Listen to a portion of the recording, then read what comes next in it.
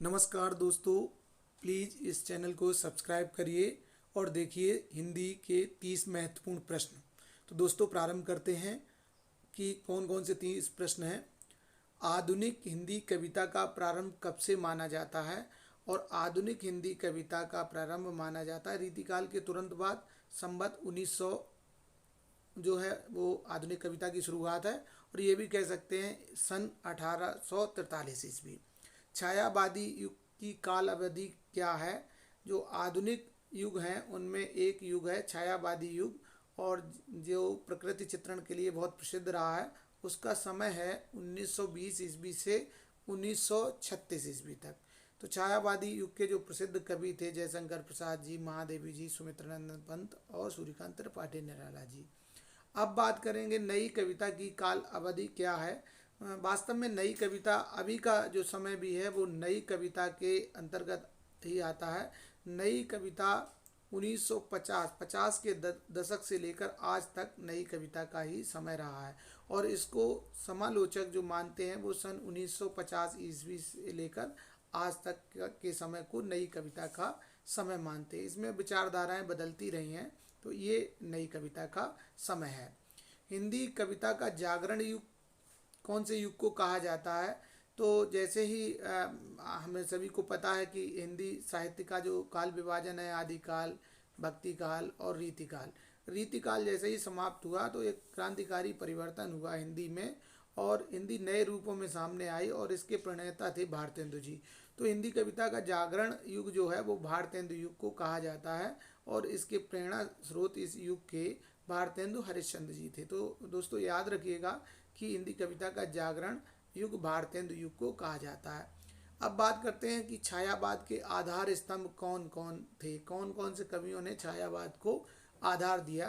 तो छायावाद के आधार स्तंभ मतलब जिनसे ज़्यादा महत्वपूर्ण और कोई था ही नहीं, तो ये नाम थे महादेवी वर्मा जी, जयशंकर प्रसाद जी, और सुमित्रानंद पंत जी और पंडित सूर्यकांत त्रिपाठी निराला जी।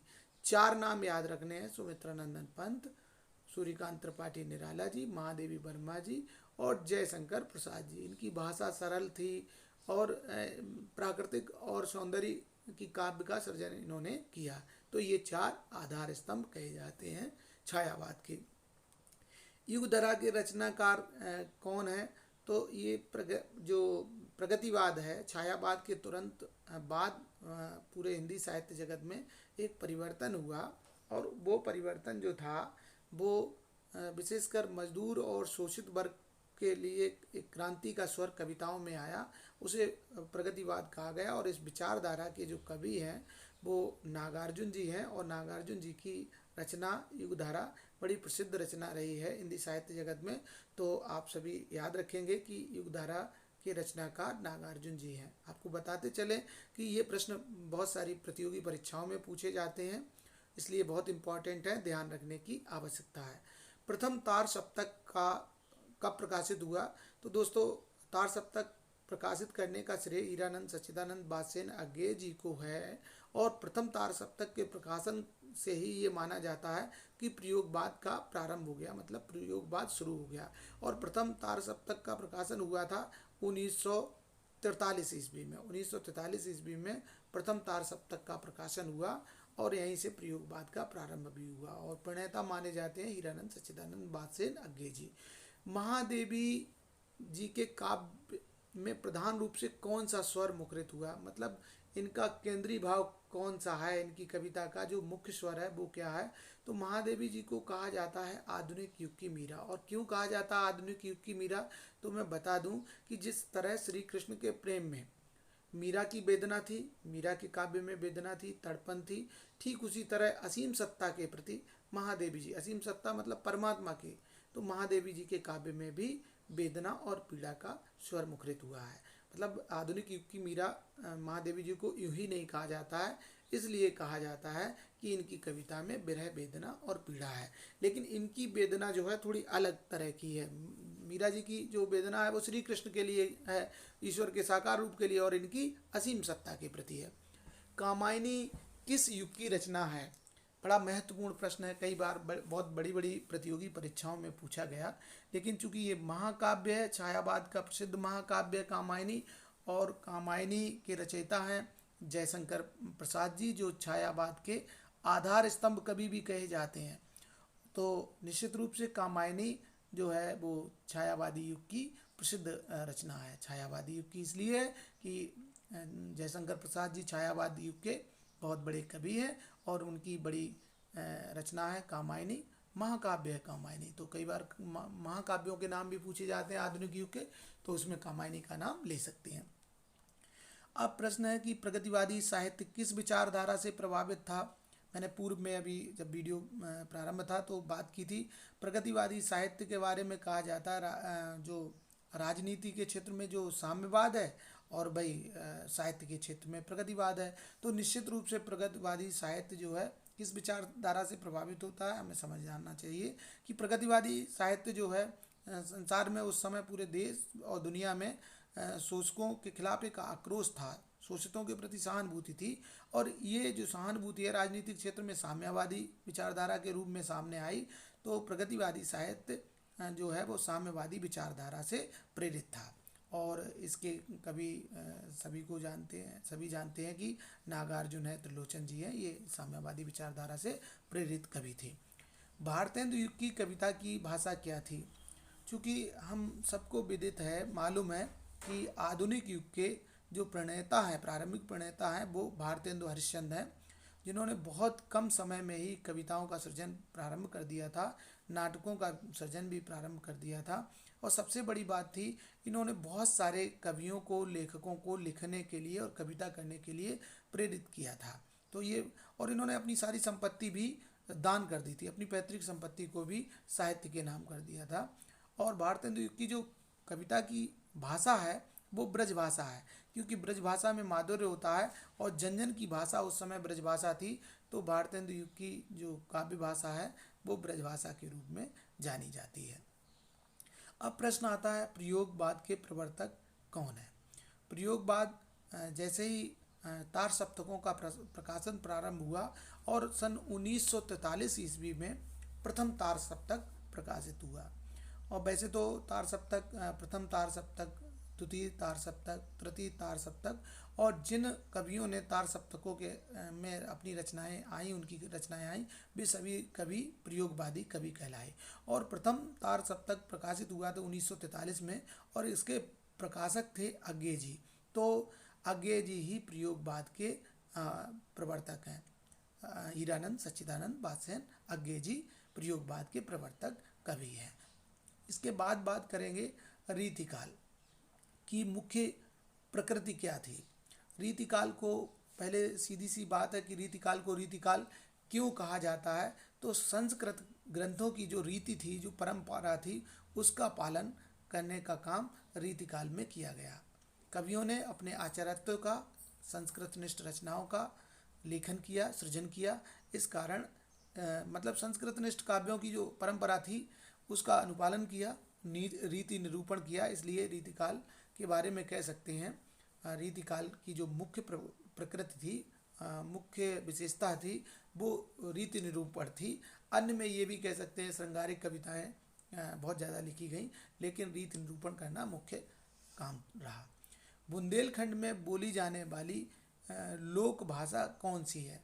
तो बुंदेलखंड में जो बोली जाती है, हिंदी भाषा की बोली है, तो वो कौन सी बोली हो सकती है। निश्चित रूप से बुंदेलखंड का क्षेत्र, यहाँ जो सागर से दमोह और झांसी, ललितपुर, पन्ना और दमोह और इधर हमीरपुर, महोबा इत्यादि क्षेत्रों में जो बोली जाती है उसको बुंदेली बोली कहते हैं। तो हम कह सकते हैं कि बुंदेलखंड में बोली जाने वाली जो लोक भाषा है, लोगों की भाषा है, वो बुंदेली भाषा है, बुंदेली बोली है दरअसल। तो इसके बाद रीतिकाल के वीर रस के कवि का नाम क्या है। तो रीतिकाल में अधिकांशतः जो कविताओं का सृजन हुआ वो रीति परंपराओं का पालन करते हुए सबसे ज़्यादा रचनाएं हुई श्रृंगारिक रचनाएं। उसमें श्रृंगारिक रचनाएं हुई और कुछ रचनाएं वीर रस की भी हुई। लेकिन रीतिकाल का जो सबसे प्रसिद्ध कवि हैं वीर रस के, वो कवि भूषण है। श्रृंगार के तो बहुत सारे कवि हैं, लेकिन कवि भूषण ने शिवाजी के शौर्य और छत्रसाल की, सेवा बावनी और छत्रसाल दशक उनके महत्वपूर्ण काव्य हैं। तो इस तरह कवि भूषण रीतिकाल के प्रसिद्ध वीर रस के कवि हैं। रीतिकालीन कविता का प्रमुख रस कौन सा है? रीतिकाल की जो कविता है उसमें शौर्य वर्णन तो कम ही है, श्रृंगार वर्णन अधिक है। कहते हैं नायिका के नक्श सौंदर्य का वर्णन इसी काल में हुआ और बिहारी इस काल के प्रसिद्ध कवि हैं। तो श्रृंगार रस रीतिकालीन कविता का प्रमुख रस रहा है। रीतिकालीन कविता की भाषा कौन सी है? रीतिकाल के कवियों ने अपनी कविताओं में एक तरफ तो रीति परंपराओं का पालन किया, दूसरी तरफ श्रृंगार पर उन्होंने जोर दिया।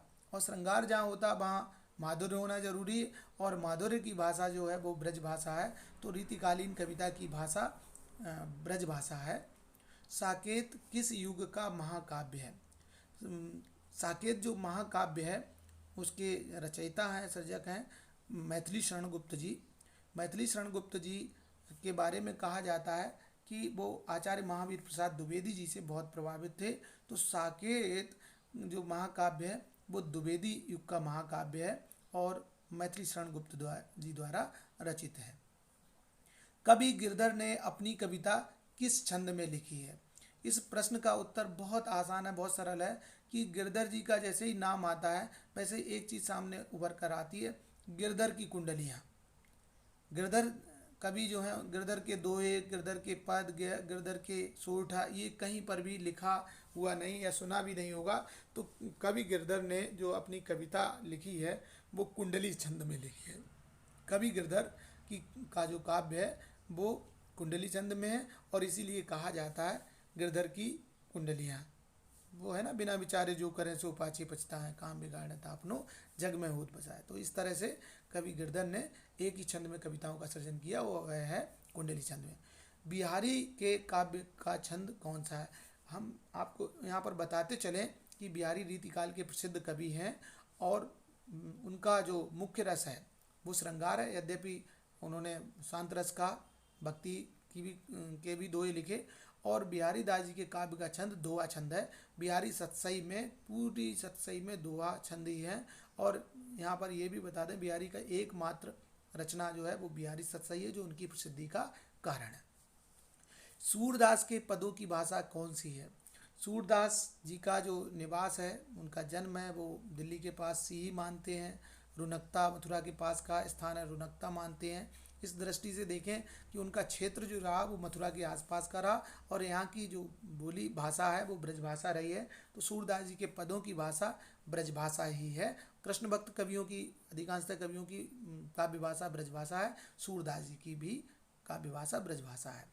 सूरदास जी किसके भक्त हैं? सूरदास जी जो है उनका पूरा साहित्य, चाहे वो सूर सागर हो, सूर सारावली हो, साहित्य लहरी हो, और वो स्वयं ही मथुरा के किनारे जिस अपने तारे पर जो गान करते थे वो कृष्ण जी के, श्री कृष्ण जी के बारे में करते थे।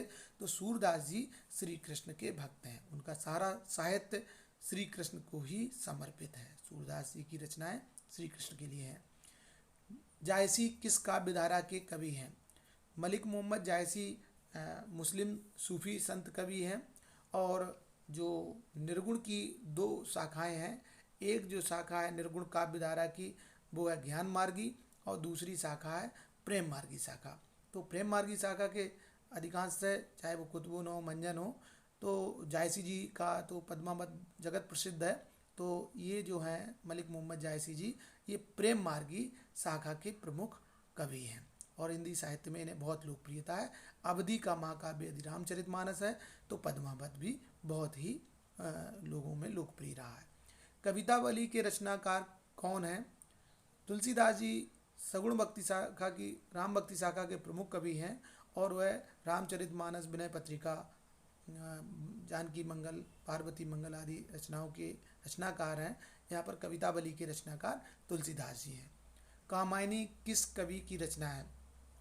छायावाद के आधार स्तंभ और हिंदी साहित्य के बहुत बड़े कवि, लेखक, कहना चाहिए हरफन मौला कह सकते हैं उन्हें, जयशंकर प्रसाद जी को। जयशंकर प्रसाद जी की कलम जितनी काव्य में चली है उतनी ही गद्य में। तो कामायनी के जो रचनाकार हैं वह हैं जयशंकर प्रसाद जी। जयशंकर प्रसाद जी ने कामायनी का सृजन किया, रचनाकार हैं। षड ऋतु वर्णन में प्रसिद्ध कवि कौन है? षड ऋतु वर्णन से तात्पर्य यहाँ पर है 6 ऋतुएं। 6 ऋतुओं के वर्णन में किस कवि ने महारत हासिल की? तो ये कवि जो हैं वो रीतिकाल के प्रसिद्ध कवि हैं और उन्होंने 6 ऋतुओं का वर्णन बहुत ही तल्लीनता के साथ किया। ये कवि हैं पद्माकर जी। पद्माकर जी को के बारे में कहा जाता है कि उन्होंने 6 ऋतुओं का वर्णन बहुत ही ढंग से किया है। अब प्रश्न है, हरिवंश राय बच्चन की सर्वाधिक प्रसिद्ध काव्य रचना कौन सी है?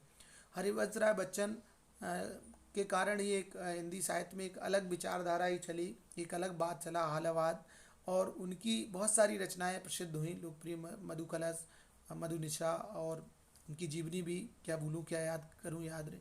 लेकिन जो लोकप्रियता उनकी काव्य रचना मधुशाला ने प्राप्त की वो अन्य रचनाओं ने नहीं की, क्योंकि हिंदी साहित्य की जो प्रमुख रचनाएं हैं उनमें मधुशाला भी शामिल होती है और मधुशाला बहुत ही लोकप्रिय रचना रही है।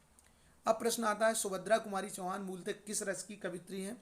सुभद्रा कुमारी चौहान को जो लोकप्रियता मिली वो झांसी की रानी के कारण। जो उनकी काव्य रचना है झांसी की रानी, और वो उसकी जो प्रथम पंक्तियां हैं वो सिंहासन ने लूटे राजबंशों ने भ्रकुटी दानी थी, बूढ़े भारत में भी फिर से आई नई जवानी थी, वही बुंदेले अरबोलों के मुंह हमने सुनी कहानी थी, खूब लड़ी मर्दानी हुए तो झांसी वाली रानी थी।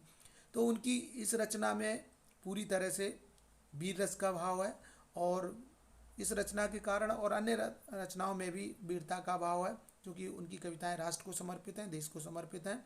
तो उनकी सभी रचनाओं में वीरता का भाव देखने को मिलता है।